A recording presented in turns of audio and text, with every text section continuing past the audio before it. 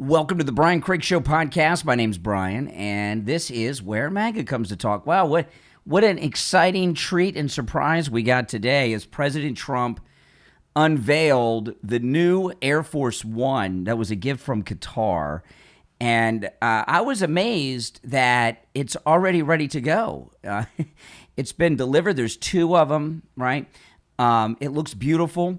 The old Air Force One is being retired and is going to go off to museums. Hopefully one of them will be in President Trump's museum next to Trump Force One.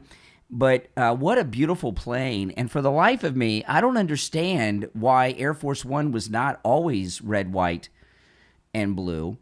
But what a beautiful plane. And I can't wait for us to see the inside. President Trump said it is twice the size of the current Air Force One, and he was talking about how beautiful and majestic and luxurious it is on the inside, and that's coming from Donald Trump, who lives, in surrounded by gold, everywhere he's lived for years.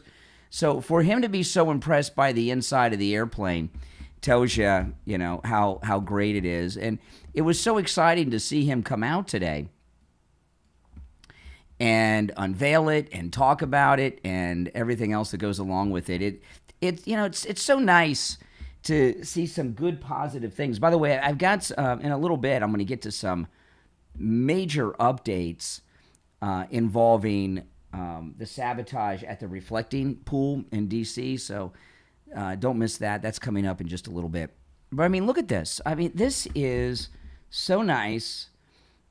I can't wait for us to get the tour of the inside. It is, you're going to see this thing coming in, and it's American pride, isn't it? Just so, and I love the red carpet on the steps, too. Look at that. It's just so unbelievably beautiful.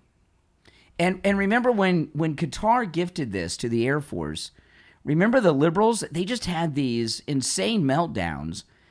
Anything that's good or makes the country look good or makes people in the country feel good, the liberals hate it. That's why that poll that CNN dropped the other day that said that 71% of Democrats are not proud to be an American, and anything that gives any American pride just ticks them off. They just can't stand it. It's like the Obamas at the Obama presidential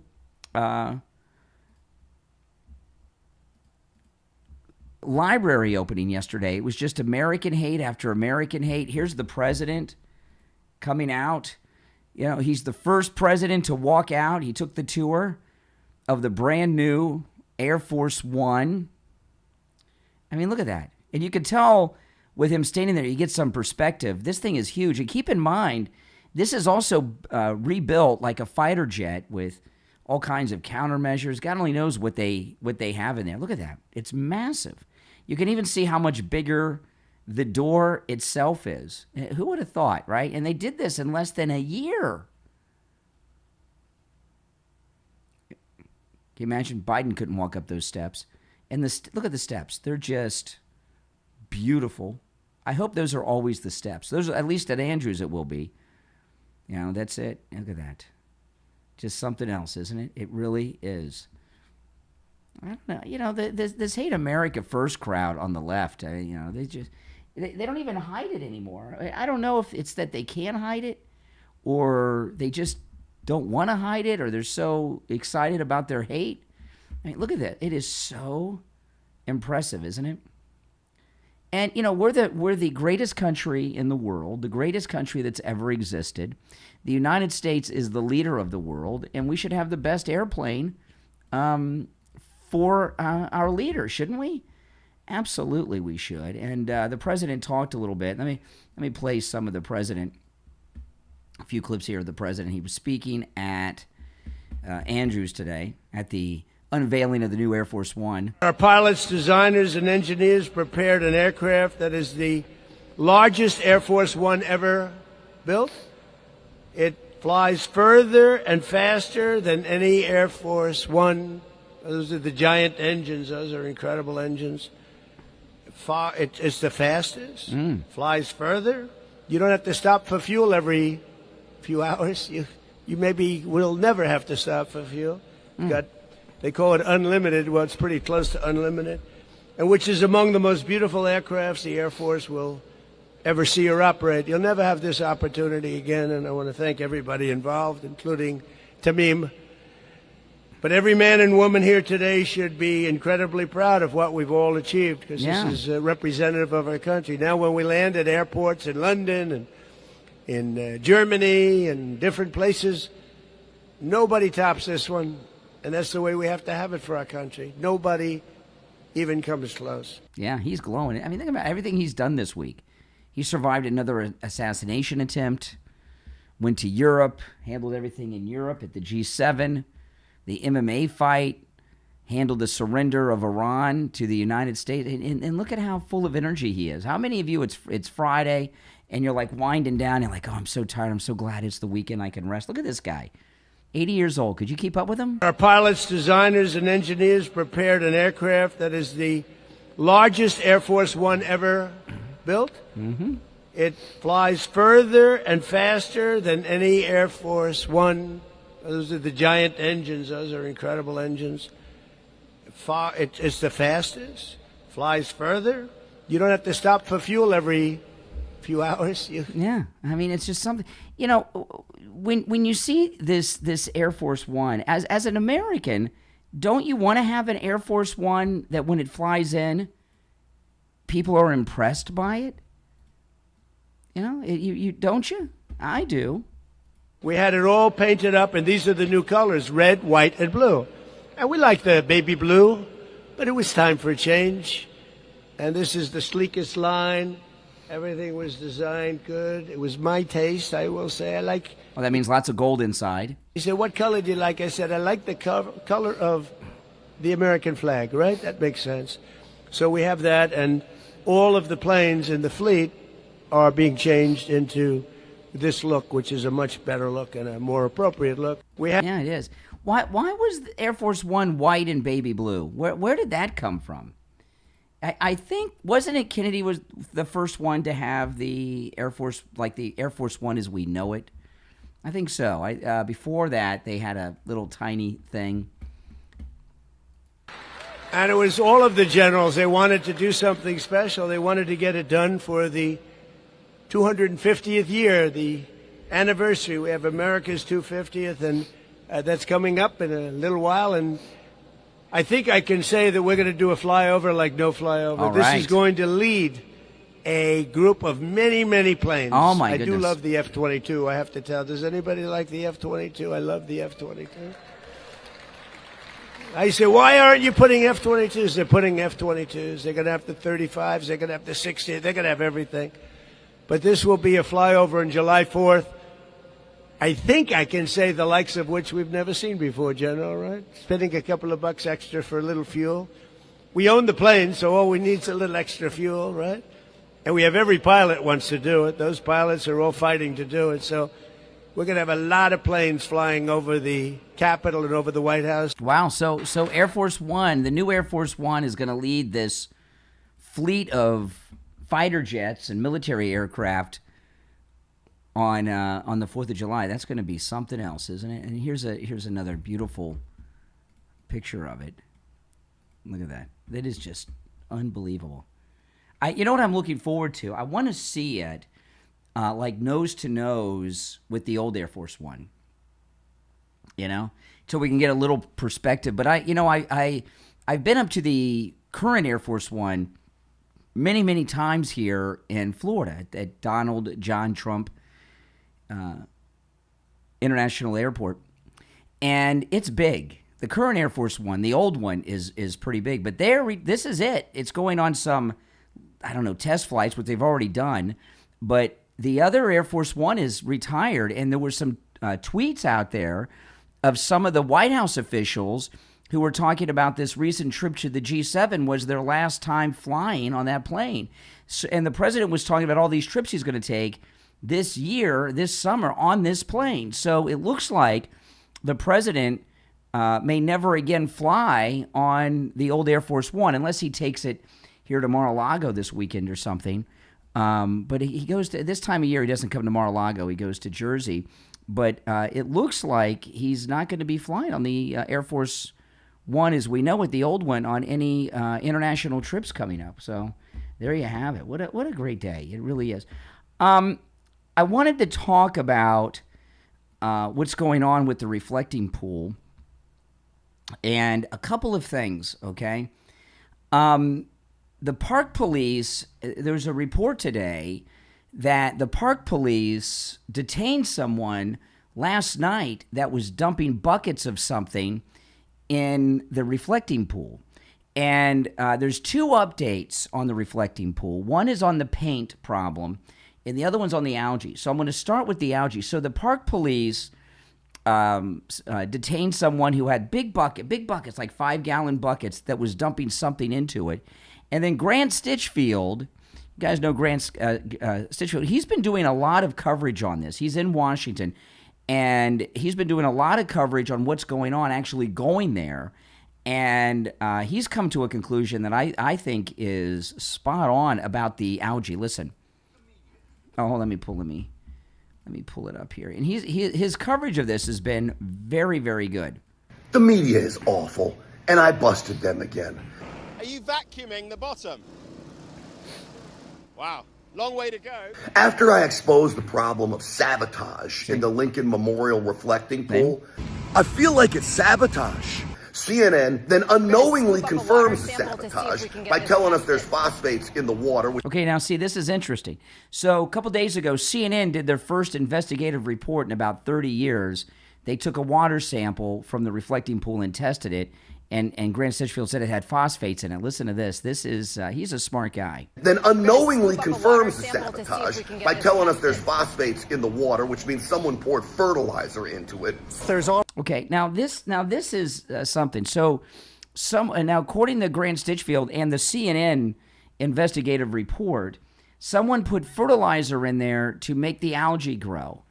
Well, who would know that? You know, to have that kind of knowledge, you'd have to have some kind of expertise, wouldn't you?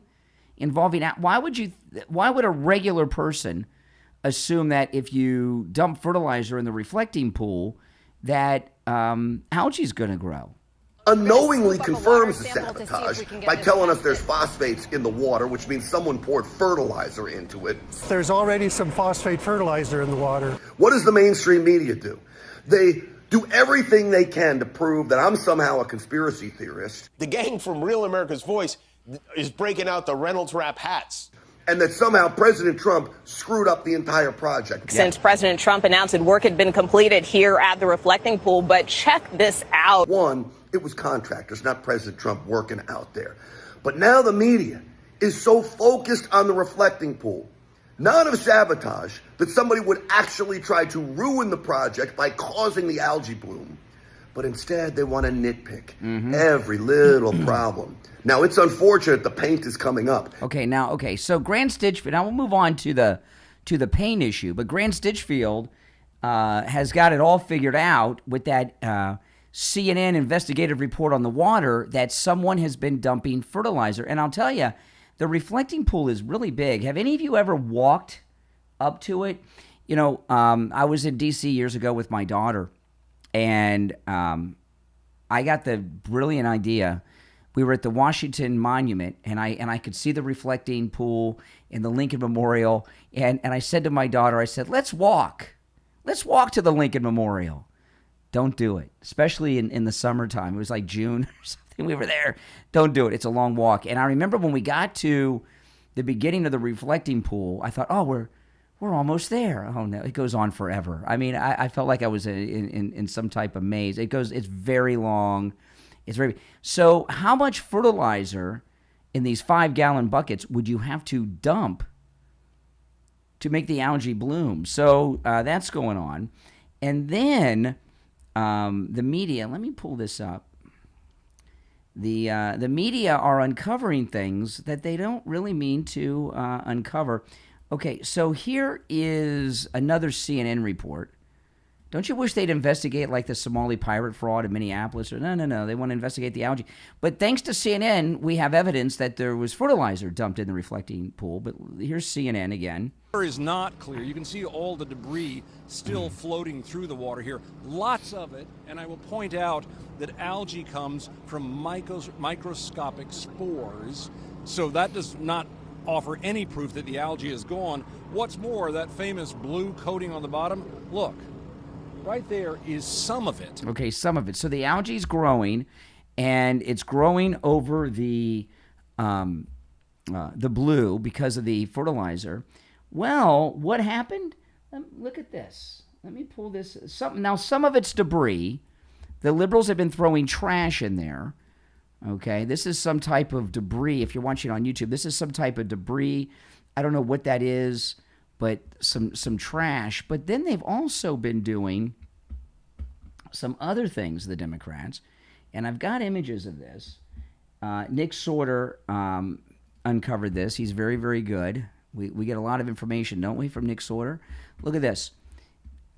Someone carved in the bottom 8647. Look at that. 8647 is carved in the bottom, damaging the bottom of it. Look at that. So that's evident, and so, you know, And in the grass by the Washington Monument, someone put it, see how close it is to Lincoln Memorial? Someone had put in the grass by the Washington Monument, huge 8647 as well. So we have liberals, Democrats, Antifa. We have some radical lunatics that are dumping fertilizer in the reflecting pool. They are defacing the pool. They're throwing trash in there. They're carving 8647 inside of the reflecting pool. They're doing everything they possibly can do to make President Trump look bad. And you know what? Everyone knows what they're doing because it's so obvious. And, you know, the Democrats around the country, the ones on television, CNN, and everything else, the idea that the reflecting pool, they're not concerned about the sabotage. They don't even acknowledge it's true, okay? But it is. It's like food to them. They're so excited. They're like algae-eating monsters on the left. They are so energized at the thought that the reflecting pool has turned to crap. And I've been telling you guys all week that there's no way that this algae just grew naturally on its own. Not this quick. And I even had a guy call in today who's a retired painting contractor. Did you hear this guy call me on the morning show today? And he, this is the problem and everything else. Well, no, we now know. The left, the Antifa, whoever, they're dumping fertilizer in there big time to cause the growth. And it's also causing the algae growth, which is kind of slimy on the bottom, okay? And they're vandalizing it by carving 8647 into it.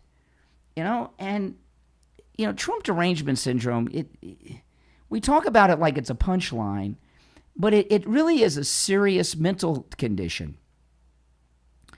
And, the left are just poison people. And, I went through this morning, so I'm not going to do it now, but this morning I went through some of the highlights of Mrs. Obama, President Obama, and Valerie Jarrett at the presidential library opening of Obama's. And the way they were talking about this country, we're on stolen Indian land, and they took time to recognize the Indians. The whole world is racist against President Obama.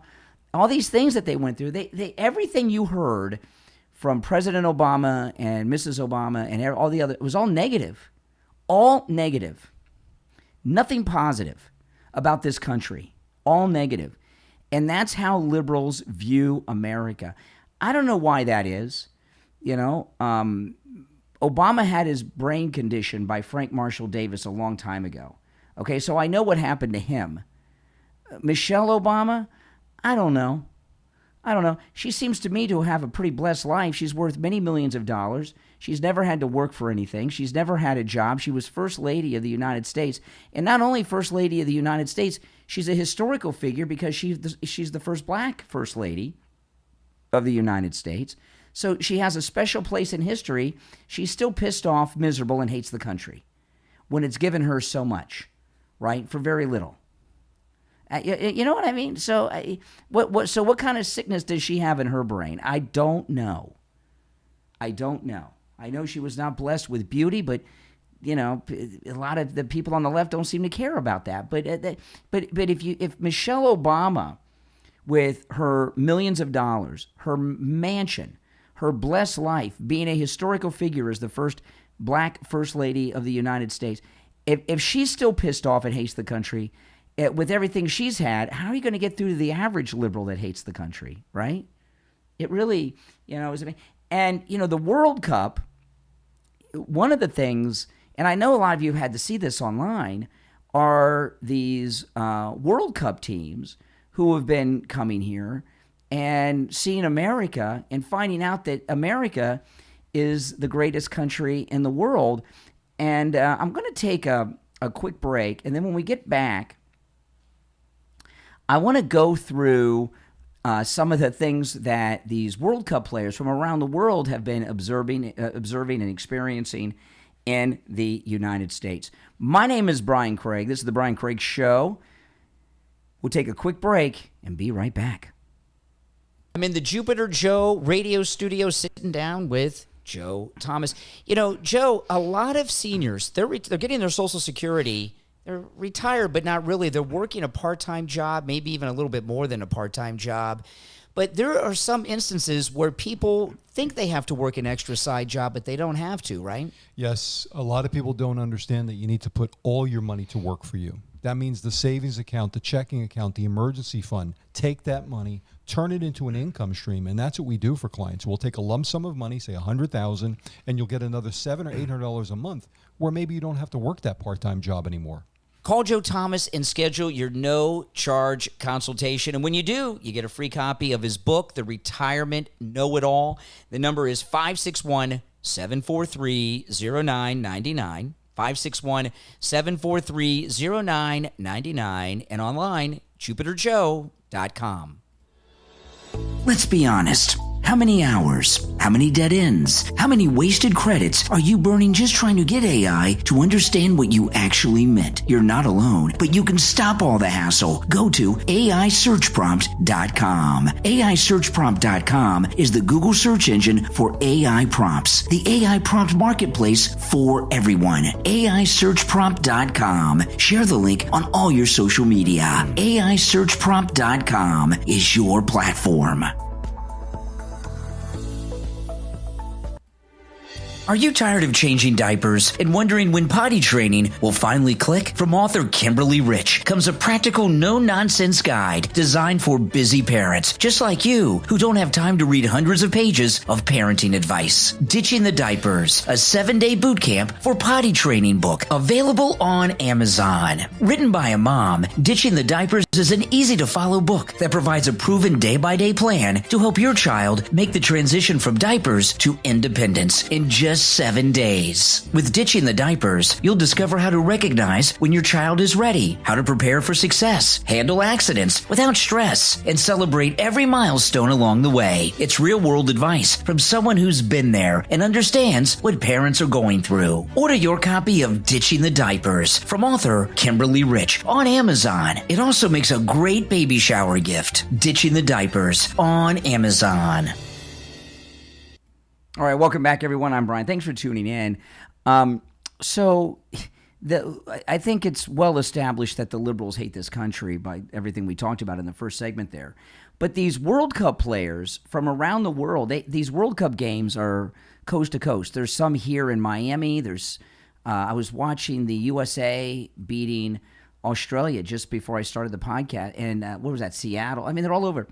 And they're in Boston, they're in Philadelphia, they're all over. And these World Cup players, not only are they seeing America for the first time, They're seeing the real America, what it's really like, not all this liberal crap that they've been spoon-fed in Europe or wherever in the world they're from about the United States. And when you hear the amazement that these World Cup players have for all these great things in the United States, don't you wish the liberals in this country, the Democrats, the Never-Trumpers, they had half the love and appreciation of the United States that these World Cup players do? Here's one guy. He's from the UK, and they don't have Chick-fil-A apparently over there. He's at Chick-fil-A, where I had lunch at earlier this week. His first experience at Chick-fil-A. I'm in America for the World Cup and trying Chick-fil-A for the first time. We've got a spicy chicken burger, fried potatoes, and a Coke Zero. Let's dig in, shall we? Oh my days. Get in! That's a proper chicken burger, isn't it? Fried potato. Mate, you're joking. You're joking, mate. That's nice. I like that. Let's wash it down with some Coke Zero. Oh, it's like jet fuel, isn't it? It burns. And I love it. Chick-fil-A breakfast, that's a 10 out of 10. I'm going back to get me free. Yeah, he's going back. I mean, yeah, I like the spicy chicken sandwich, too. That's usually what I go for. You guys like the spicy chicken? And, you know, I've been watching these guys all week. A lot of you have. I'm just playing some of them here. And they love everything about this country. I saw one guy he's from South Africa. And his coach wanted to drive. I can't remember what city they were in, but they were going to North Carolina, wanted to drive straight through at night. And he was afraid to drive at night. But he went along with it because, you know, the coach wanted him to go and everything. But he said, and he was shocked how safe it was. He says, in South Africa, you got bandits on the street and the cops are crooks, and they pull you over and shake you down. And in America, you can just drive anywhere. You know, yeah, it's not like South Africa. Here's a guy talking about his experience at Buc-ee's. Have any of you been to Buc-ee's? Buc-ee's is wild. Buc-ee's is kind of like Walmart with a whole bunch of gas pumps and then something else. I mean, you know, we have Buc-ee's here in Florida, and you could spend the day just at Buc-ee's. I saw the end of the world in the U.S. and it's called. Oh, yeah, okay. He's French, a Frenchman, obviously, and the French historically hate America. I saw the end of the world in the U.S. and it's called Buc-ee's. They say it's a gas station, but that's a lie. A gas station has a sad sandwich and a coffee machine that never works. This place has 120 pumps. 120. Why? Are you refueling the U.S. Air Force? Are you preparing for an alien invasion? That's terrifying. And the mascot is a beaver in a baseball cap. I saw grown men taking photos with a statue of a rodent. In France, we have revolutions. In the US, you bow down to a squirrel on steroids. And inside, the aggression. A man with a knife screaming, fresh brisket on the board. Sir, calm down. I just want sparkling water. Don't kill me. But I have a problem. I wanted to hate it. I wanted to be the superior Frenchman snob. But then I ate the beaver nuggets. I don't know what is in them. I think it's sugar, butter, and pure methamphetamine. I ate one, then I had the whole bag in the parking lot like a wild animal. And the toilets, I have to admit it, but they are nicer than my apartment. You could eat the brisket off the floor in the bathroom. It's cleaner than the hospital. So I have failed. I came to judge and I stayed for the snacks. I don't have the hat, but in my heart, I am wearing the hat. God bless the... Yeah. So he said the Buc-ee's bathroom is cleaner than his apartment. He could eat off the floor. Oh, by the way, I wanted to show. This was. I'll get to more of the World Cup guys. This is a guy that the park police detained with a 5-gallon bucket, dumping things into the reflecting pool. White guy. They got him cuffed behind his back. This is also courtesy of Nick Sorter, great American reporter. What was he dumping in the reflecting pool, right? The fertilizer. Busted.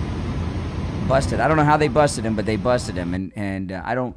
There's no updates as of this moment that I've seen on what happened with this guy or the investigation, but they're getting to the bottom of it.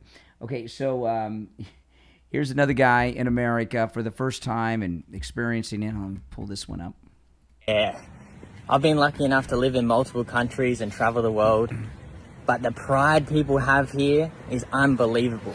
They've got the back of their utes, or pickup trucks as they call them, with the American flag on it. They've got garage doors with the American flag on it. And you can just feel that people are proud of where they're from, and that energy rubs off on you and it just feels good. Yeah, that's right. He's obviously in a red state. Here's a guy from Europe over here for the World Cup, and he's rented a car for the first time. I bloody love driving in America. It's such a pleasure. It's such an absolute pleasure. We've had to change our car purely because we needed to, the old car had a service. But we've got this Jeep Wagoneer. It is massive. It is huge. The air conditioning is amazing. The screen is amazing. I'm even getting cold air blowing up my bottom. I love being in America. I love American cars. I love American roads. And we are having the best time of our lives. Yeah. I mean, you know, the amount of luxury, we're so prosperous in this country. And these are people that are from so-called first world countries that are here in the United States, impressed with things that, well, the liberals in this country obviously hate. America is just like the movies, and I can't believe it. We saw this school bus on the way back. Oh, this one cracks me up, the guy with the school bus. Listen to this. America is just like the movies, and I can't believe it. We saw this school bus on the way back from Fort Worth, Texas State, and I think I'm too English to understand, but do people actually get this to school every single day? Yes. Yeah. They don't take school buses in England? Because I'm starting to realize that Texas is so big that this probably comes to their house. Yes. Does it come to their house? Pretty or is much. there like a place it picks them up? I don't understand how the school bus system works. I also just thought they existed in movies. I was actually way too excited when I saw this. The fire engines as well are another level of cool. The fire engines just look so sick. Well, we have better fire engines than they have in England? You know, really? Normally go to fancy. I mean, I would think that a fire engine is a fire engine, but he's even impressed by our fire engines. Yeah, we all take school buses to work. They don't come to your house necessarily, but they come to your street pretty much, right? You got your bus stop at the end of your street. That's how it always was for me. Listen to this guy. This is hilarious. Yeah, I don't normally go to fancy restaurants, but like I'm in America with my son, so I'm like, let's go to Texas Roadhouse. It's unbelievable. First of all, they give you these peanuts. You can eat as many as you want. She's like, yeah, just take a bag. Then they come out and they put this bread on the table, and I'm like, oh, I didn't order the bread. It's like, oh, that's free. And it's like, and she goes, and if you want more bread, we'll just give you more. And this bread it's as nice as bread can possibly be. Like, if you're an Australian, try and picture the most unbelievable bread, like Subway bread. Got this fancy butter. Oh, yeah. Then they give you the Coke. Of course, it's America, so it's unlimited refill. And then it was all like ribs and steak and chips. There was an onion that had been deep fried, and you dip it in the sauce. You just leave there so happy. And then Australians are like, yeah, but in America you've got to tip. No, you don't have to tip. You want to tip. These people are the most wonderful people in the world. I don't even know why you Americans are so angry all the time. You guys have Texas Roadhouse in your country. You should just be walking around wanting to hug everybody. Exactly. And, you know, the thing about it is, you know, ask yourself, again, these are first world countries, Australia, France, England, right? And these people from first world countries are blown away at things that we take for granted. So why is that? And really, are these other countries truly first world countries? They think they're our equal? Australia, the UK, France, they're telling us what to do. We got unlimited bread, right? That's how prosperous we are. They don't do that elsewhere. You know, and it's great bread and butter. You know, so why are we so prosperous and these other so-called first world countries are not? G7 countries. A couple reasons. One, it's our economic system. You know, these are not capitalist systems. They're socialist systems, which is commie light. That's one. The American people are the hardest working people in the world. Very hardworking. American, and Gen Z's got some problems, you know, but Americans like to work and they work hard. You guys work and you work hard, don't you? Absolutely. You know, and one thing you're getting also from all of these people here for the World Cup from around the world is how nice Americans are. Americans are the nicest people in the world. They're very polite, good people. And the liberals in this country have portrayed the ugly American thing for so long, they're shocked that Americans are nice people. Now, this guy here, this is funny. He's from the UK, and there's a game that's going to be, the USA may actually be playing England in Philadelphia. Listen to this. Right, this is getting personal now, because England versus the USA on July 4th was bad enough. America's Independence Day, their 250th birthday. Fine, a bit awkward, but it gets worse. Because what do you mean I've just discovered this game could be played in Philadelphia? Philadelphia. At this point, I don't think FIFA are scheduling matches. I think they're writing a comedy. Because there are over 300 cities in America, and they chose Philadelphia. That's like scheduling a divorce hearing in the restaurant where the affair started. Why are you taking us back there? Don't take us back to where you broke our hearts. Honestly, if they'd have picked Miami, fine. Los Angeles, fair enough. But Philadelphia? This symbolism is getting ridiculous. I genuinely wouldn't be surprised at this point that when England turn up, every road sign will say, remember 1776? Yes. In fact, I'm worried now. What other surprises have they got planned? Is the referee going to walk out with a Declaration of Independence? Maybe. Are all the USA players going to walk out with bald eagles on their shoulders? Perhaps. Is the stadium announcer going to start every sentence with, on this day 250 years ago? I don't think this is a soccer game anymore. We've been invited to a reenactment with historical props. I've seen less foreshadowing in Hollywood films. The Americans don't even need to trash talk us. The itinerary is already doing it. At this point, just rename it. 1776, the rematch. Are the England players going to have to walk past a museum exhibit before kickoff? On your left, you'll see several decisions that aged extremely well for the Americans. Listen, if England lose to the USA in Philadelphia on July 4th, I don't think that's a defeat. I think that's America accidentally discovering time travel and deciding to run the simulation back one more time. Oh my goodness! I mean, they're just having a great time, and I wouldn't be surprised if some of them stay, right? You know, if some of them stay, and the thing about these players, I mean, you could do this all day. I mean, they're loading up social media, right? And that doesn't make you feel good as an American. And most of these people that are here for the World Cup, the fans and the players, they came here, if you've been listening and following them, they came here preparing to hate the country because they've heard so many terrible things about it.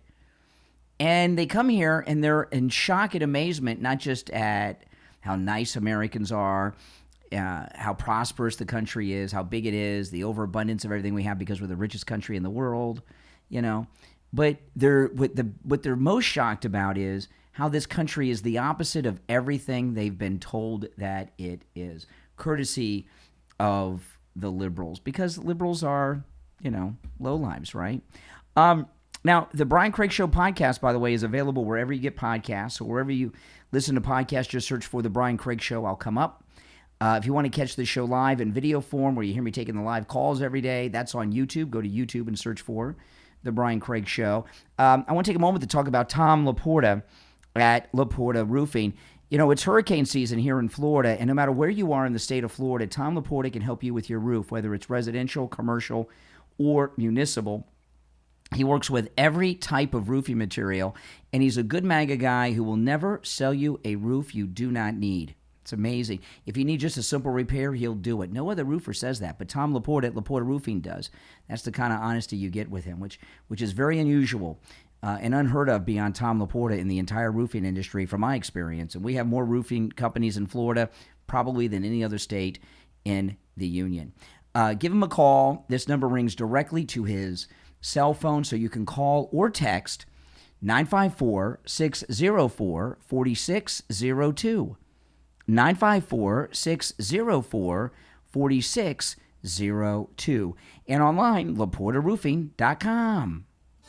Do you ever feel overwhelmed before your day even begins? Like your to-do list is running your life. Your motivation has disappeared, and no matter how hard you try, you're stuck. From author Victoria Magic comes a refreshing, down-to-earth book that will help you stop waiting for motivation and start building it one small step at a time. From overwhelmed to empowered, a practical guide to self-motivation in everyday life. Available on Amazon. With this must-read book, you'll learn simple proven techniques to beat procrastination, quiet negative self-talk, reduce stress, boost productivity, and create lasting momentum. There's no unrealistic routines, no complicated systems, just practical, actionable tools that fit into real life, even on your busiest days. Whether you're a working parent, caregiver, student, or busy professional, author Victoria Magic shows you how to turn that feeling of being overwhelmed into action, build confidence, and make meaningful progress without guilt, pressure, or burnout. Order your copy right now on Amazon in Kindle and paperback and start making progress one small, powerful step at a time. From overwhelmed to empowered, a practical guide to self-motivation in everyday life from author Victoria Magic on Amazon.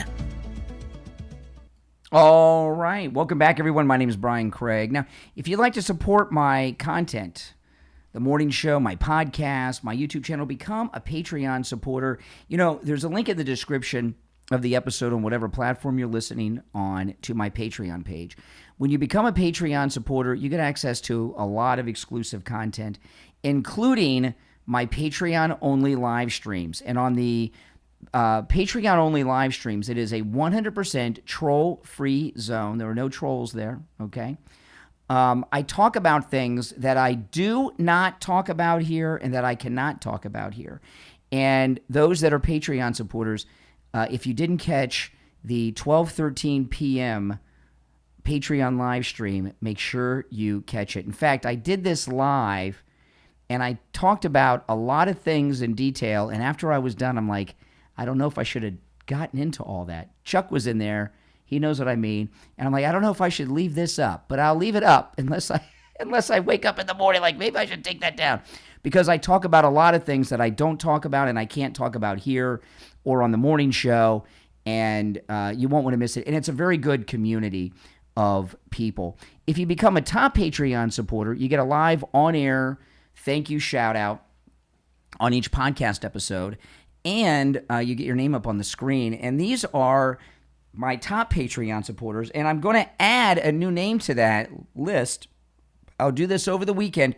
Robert R., who's the latest top Patreon supporter. Robert R., you're going to get listed with the rest of the top Patreon supporters in the graphic. So the names you'll hear now are my top Patreon supporters. Robert R., our newest member of that group. SFjr, Christine, Chuck, Pamela, Nick, Wesley, Doris, Heather, David, Maria in Texas, Alice, LeeZep, Shawna, George, Brandon, John, Frank, Dale, Tina, David, Laura, Rob, Wes, Sue, Janice, Teresa, Irene, Rick, and Michael. Thank you all for that. And those of you that are already Patreon supporters, go and watch that 12:13 p.m. live stream, because I very well, if that picture, by the way, that's me in the ballroom at Mar-a-Lago,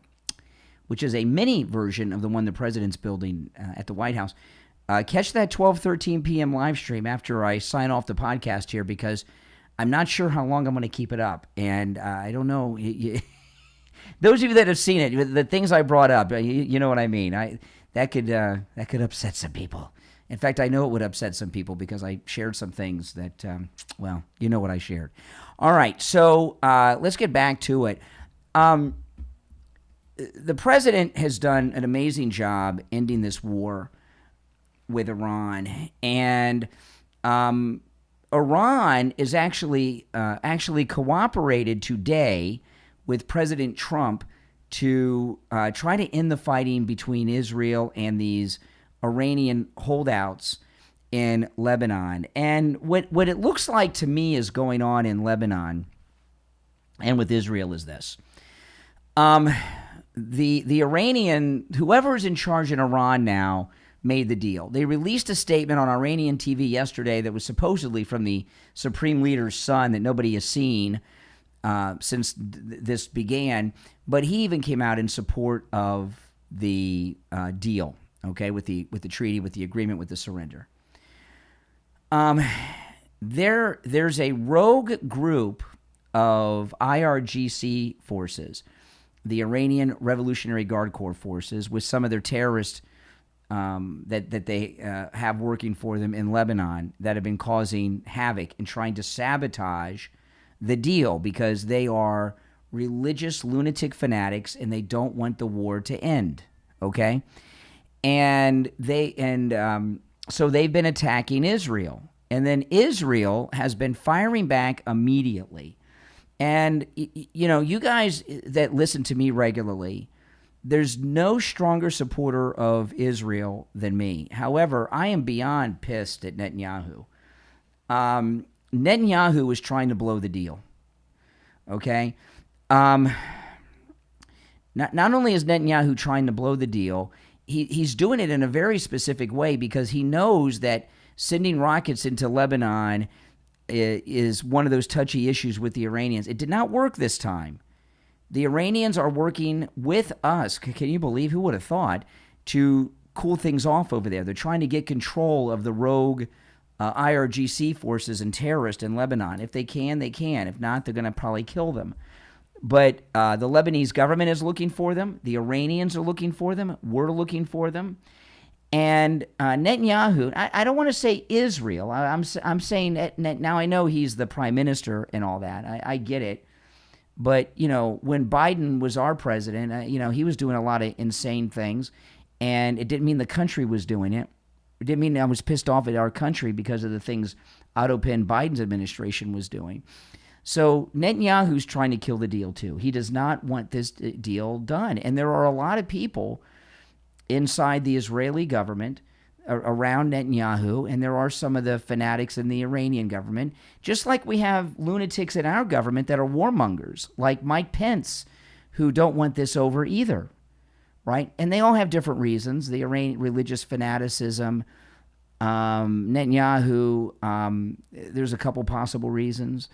In this country, the ones that are griping, they want a prolonged ground war, an occupation for the military-industrial complex.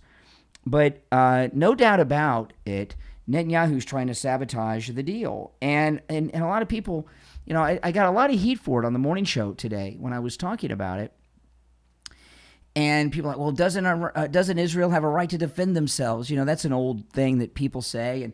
And certainly, but does Israel have to respond right now to these attacks that are coming in? People have been launching attacks into Israel for my entire life, and he could put this off until the final paperwork is signed and everything settles down. But he's trying to blow up the deal. That's it. And yesterday, when the vice president came out, J.D. Vance was pissed at Netanyahu, wasn't he? Let me pull that up. And not only was he, he really went off. Let me see here. I got the clip somewhere. I played it this morning, so I know I have it.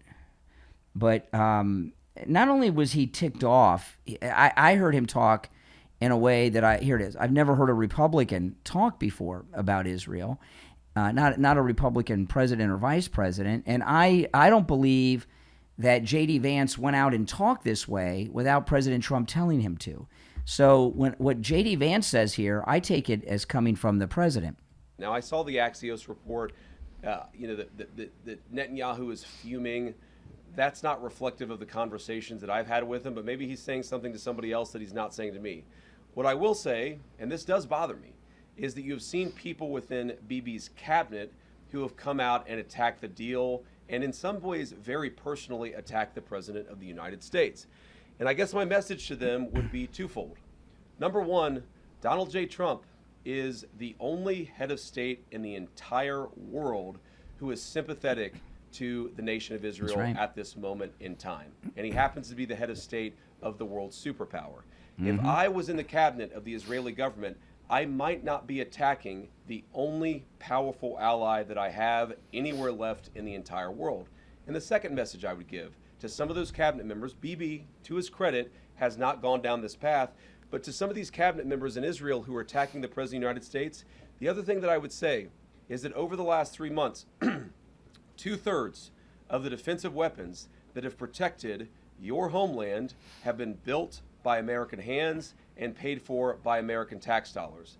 The problem for Israel is not Donald J. Trump.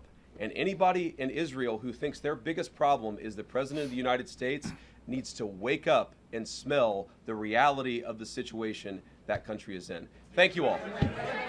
By the way, and I like what he did, because he did a press conference yesterday, the vice president, and he knew when he said that was a moment and everything else, and he got out of there.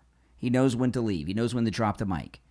But there's no way that J.D. Vance went out and talked that way about Israel. I mean, he was threatening to cut off their funding, right? Because they're trying to blow the deal. And he would not, by the way, that white flag next to the vice president, that's the flag of the vice president. For those of you in other countries that aren't familiar, that's the vice president's flag. He was threatening to cut off funding.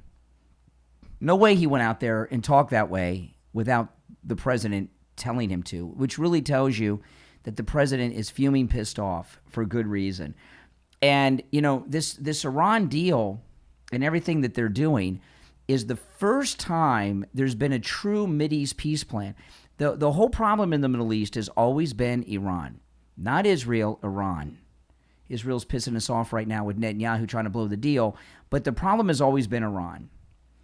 And I was amazed today to read that the Iranians are working with us to get control of these rogue Iranian forces in Lebanon. I never thought I know it's weird, isn't it? It's weird, but that's what happened today. And things didn't get blown up, right? The deal did not get blown up. It is still in effect because the president in Iran, there must be some reasonable people there, or at least fearful people in Iran. And I thought that was pretty amazing.